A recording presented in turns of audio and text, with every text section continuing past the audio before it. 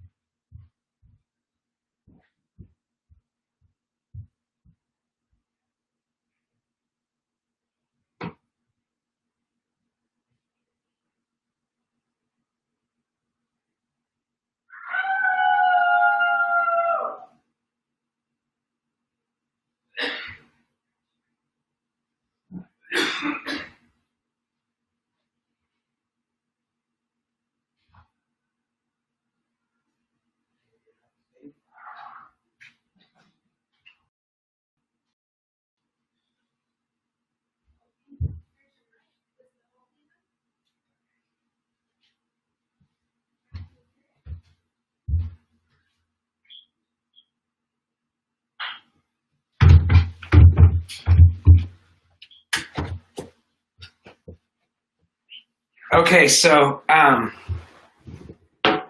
take this down. I'm gonna go ahead and light my candle.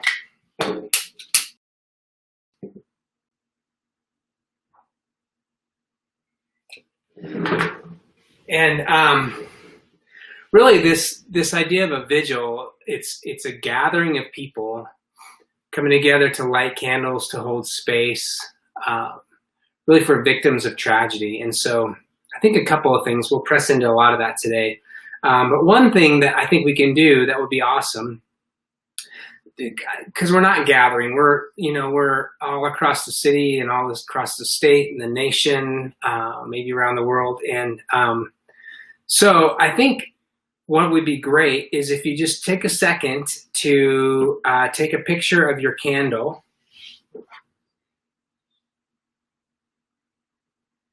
And then take a picture of your candle and then just share it on the comments thing. I'm going to see if I can make that. I'm not sure if I can do it.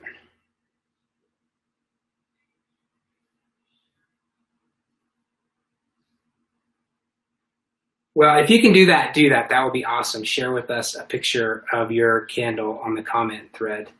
That would be great. Maybe because I'm broadcasting that I can't do it.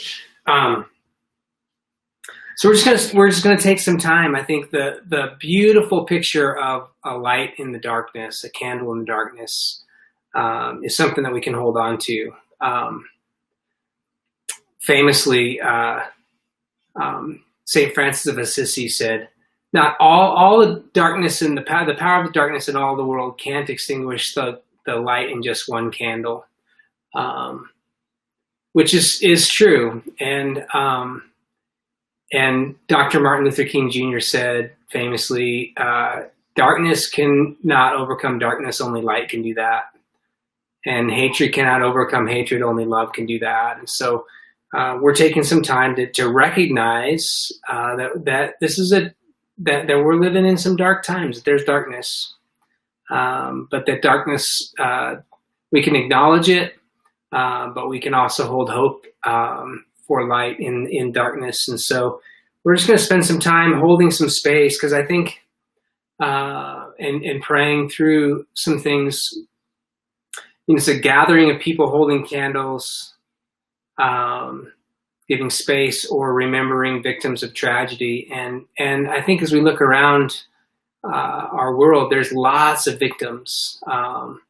Lots of people that are carrying some heaviness around our current moment, and so I'm just going to walk us through some of those categories of people, and this cool thing is as I pray, as I kind of lead us in prayer, it's going to bring up things in your mind and your heart. I'm gonna pray for maybe our family, and immediately your family members are going to come to your mind, and maybe in your prayers as you're following along, maybe your prayers you put those names of those people in there, or anything else that kind of strikes your heart as I kind of lead us in this prayer time. This isn't the time that I'm going to pray and you're going to listen. I hope that it's a time that we can pray together. And so I just ask that you'd pray with us. God, we think about in this moment of darkness and sickness and fear, the uncomfortability of the feelings that we feel and sitting in those things, and the time where our normal escape routes are cut off. I first start and recognize that all of us are carrying some pain and difficulty right now. I really do pray for all of us, that we would recognize the difficulty and recognize the things that go on in our minds and our hearts. God, I ask that you would help us to not just push those into the corner. Ask that you just help us not to have this survival mentality, but that you would draw us out, and that you would help us to see the value that we have in our communities, the value that each of us brings to our families and our friends and our neighbors.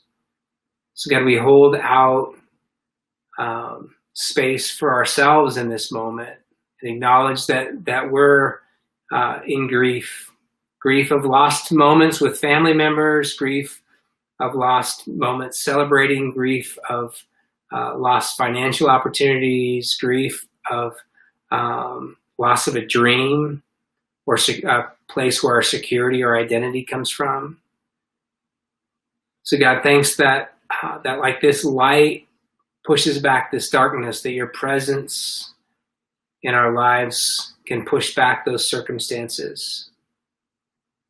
I pray for our family members and our household members. I think about kids in this moment that have lost connection with their classmates, older adults, that grandparents and our older friends that are fearful to go outside, and about teachers in this moment that are so thankful for teachers that are doing their best and loving to love and serve these kids, and to be more than just educators right now, to be points of contact and points of hope, points of reference that things are going to get better for people who maybe are living in environments that are really, really difficult. And God, we acknowledge that. We acknowledge that our experience in this, I acknowledge that my experience in this is way different than anybody else's. So God, would you just guard me from having a bias towards how other people should be thinking or feeling or acting in this time. Will you help me to have grace for myself and grace for them? Think about people, God, that don't have family, that feel in this moment isolated and alone, that maybe already felt that way before all this quarantine happened. And day after day, moment after moment, layers of feelings of isolation and loneliness, and maybe purposelessness and valuelessness just layer on top of their hearts. God, I pray that in this moment that your presence would bring light to that darkness. And that women and men all across the city, all across this country, and all across this world right now in their heart of hearts would feel your presence and would feel the recognition of the truth of their belovedness, that at the core of who we are is your beloved children. God, I ask that you would wrap their arms around them, that you would give them the courage and the wisdom to even have strength to raise their hand and to reach out to a friend, to take a step towards community. Would you give them understanding about what that looks like and overcome the darkness of isolation? And I pray for people that are isolated right now because they're in hospital rooms, people that are struggling with COVID, but also people that are struggling with heart disease and other things that land them in a hospital, probably alone right now. So many people sitting in hospice rooms alone. And I pray that they in this moment would feel your presence. That we in this moment would hold some space for them, that our hearts would be drawn to them, that they would feel the warmth of our hearts and our affection towards them.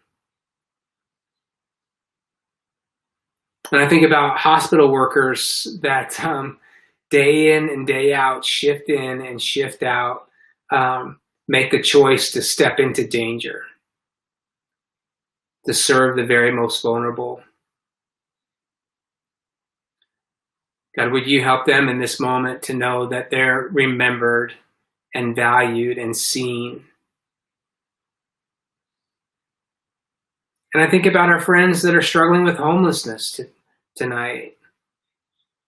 With so much of the resources of normal ways that they would get help shut down, I ask that they would know that they're not invisible tonight, but that we see them.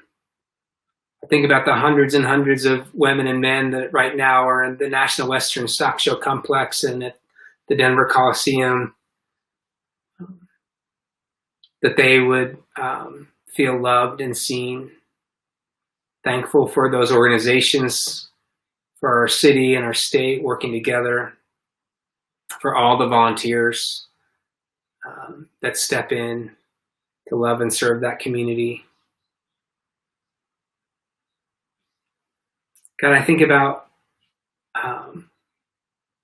people that just feel in this moment chained by fear.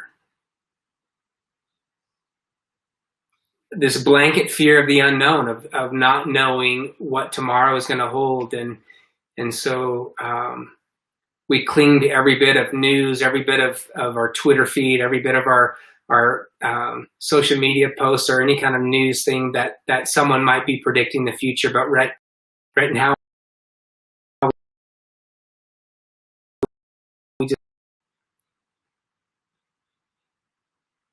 and that scares us.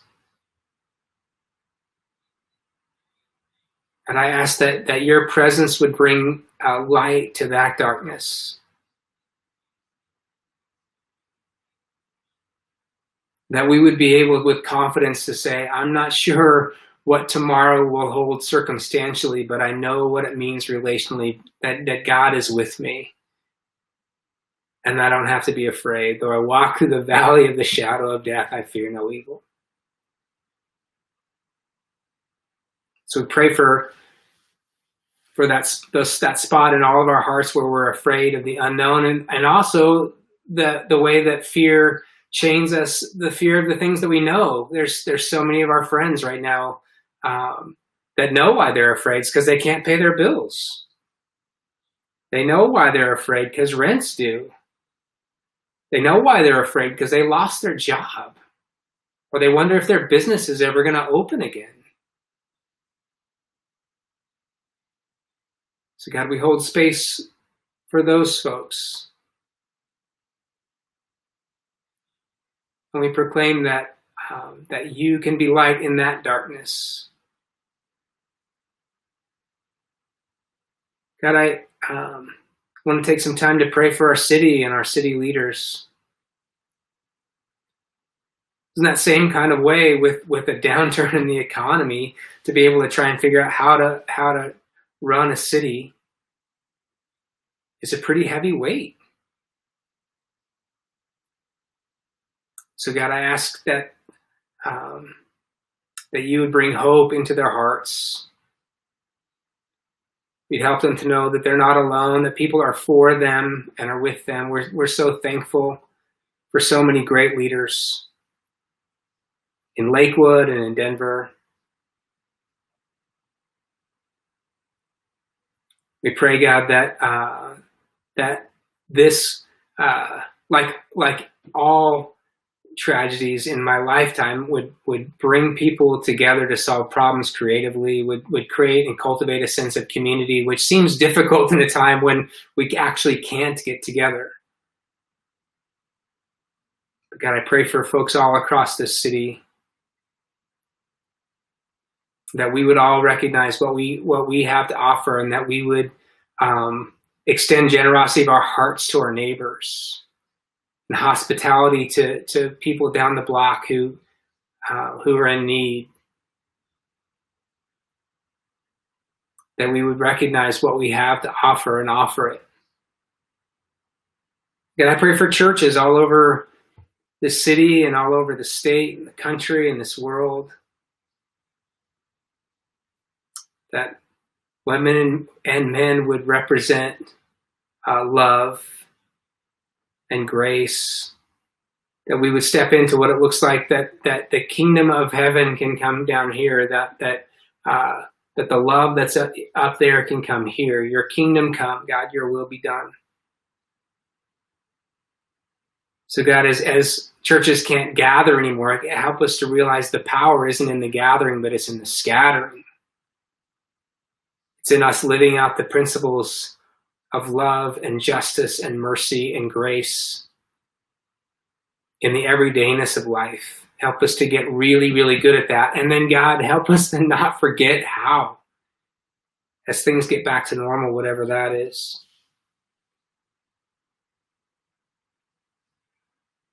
And God, we think about people all around the world tonight. This isn't just a Lakewood problem or a Denver problem or a Colorado problem or a U.S. problem or a Western civilization problem. It's a worldwide problem. God, we recognize it's the universality of suffering that makes us all brothers and sisters, sons and daughters. And I just ask that in this moment, part of the redemption of this moment would be a greater recognition of our brotherhood and our sisterhood with people that don't look like us or speak like us or smell like us, but that we would simply see men and women as brothers and sisters, sons and daughters.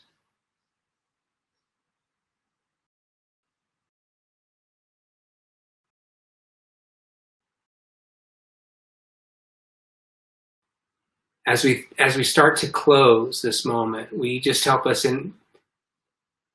across everyone that's listening. Would you just whisper to them? We're just going to take some time of silence right now, and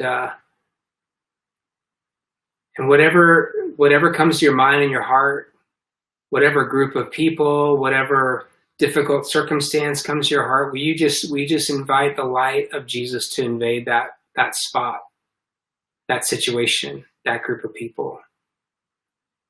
Just going to hold out for some silence for just a minute.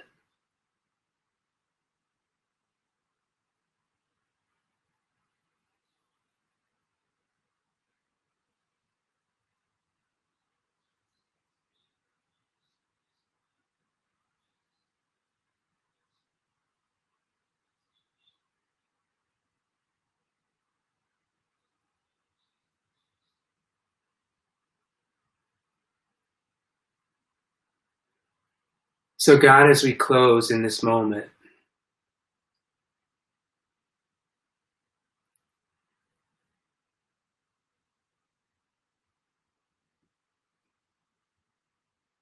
we don't want things to just return to where they were. We want them to be better.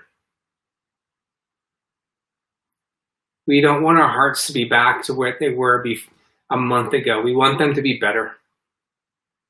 Thanks, God, that the Bible says that you collect our tears, and that just shows that you value our pain and our difficulty. And so, God, I ask that you would redeem this time in us, that our souls would grow healthier, and our connection with you would grow stronger, and our love for our neighbor would grow deeper. that our appreciation for community and family and connection would grow. Thankful for you, God, and for this time. We love you. Amen.